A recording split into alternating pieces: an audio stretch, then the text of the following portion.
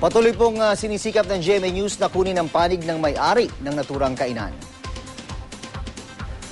Kaugnay po ng naganap na pagsabog sa naturang kainan, makakausap po natin si Police Superintendent Alfredo Calamaan, OIC ng Pasig City Police. Magandang tanghali po, Superintendent Calamaan. Si Mariz Umali po. Magandang tanghali rin po, ma'am. Sir, una po sa lahat, mayroon na po ba kayong update kaugnay sa investigasyon nyo sa nangyaring pagsabog ng gas pipeline sa ginagawang kainan sa Pasig City kanina madaling araw po? Ang update po natin dyan ay naka-recover po tayo sa pinangyarihan ng explosion. Yung cigarette butt na kung saan ay maaari po ito ang naging dahilan kaya po nagkaroon ng explosion. So, ibig sabihin po, merong kapabayaan sa panig ng mga posibleng mga construction workers dyan?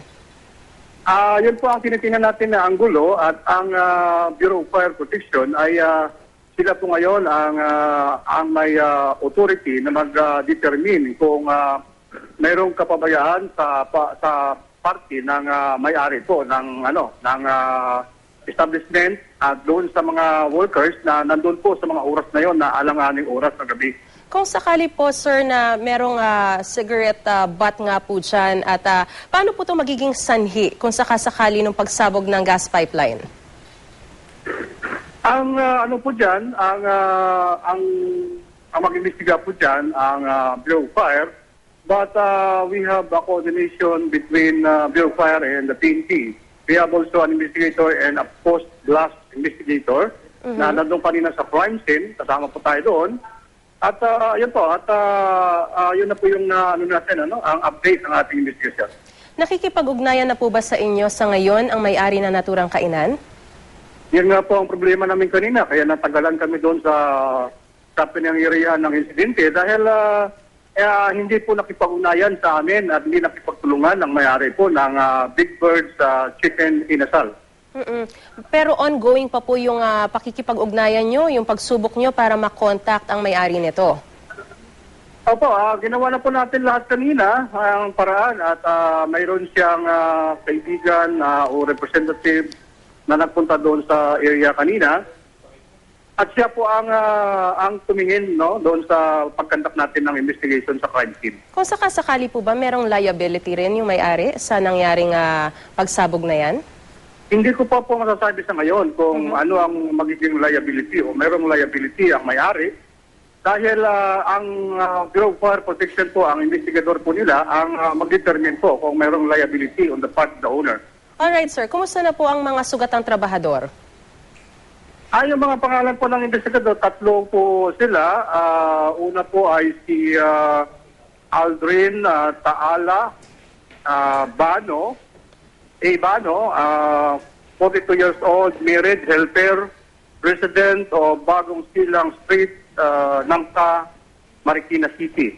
Ang pangalawa po ay si Ramil Mamato Guyo, 34 years old, married, technician, at nakatira pa ito sa Inuyan Proper, San Isidro del Monte, Bulacan. Ang pangatlo po ay si Terry Rojas, 32 years old, resident of Interior Libertad, Pasay City.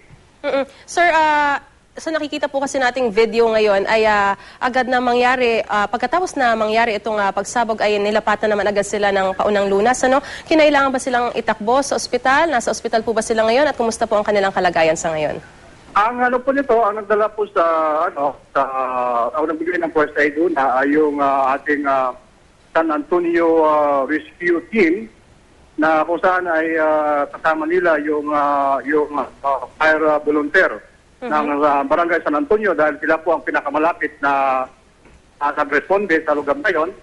At nagkamali din po yung pagbigay ng informasyon, na instead na magbigay sila ng informasyon sa police doon po sa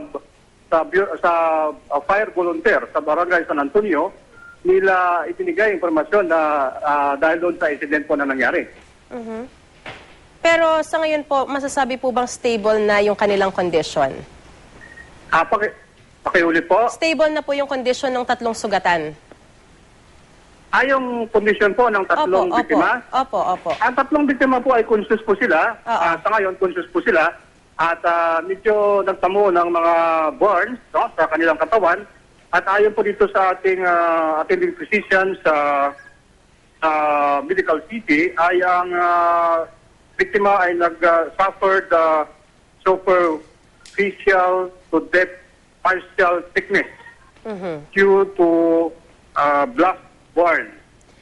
Yan po. Ayun ang sinabi po ng ating physician natin, no? Pero ang mahalaga, conscious naman po sila. Alright, patuloy po. Conscious po. At buhay naman po sila at nakausap po natin, na-interview po natin. At okay naman po sila sa ngayon. Alright, maraming salamat po, Police Superintendent Alfredo Calaman, OIC ng Pasig Police. Patuloy po kaming makikibalita sa inyo.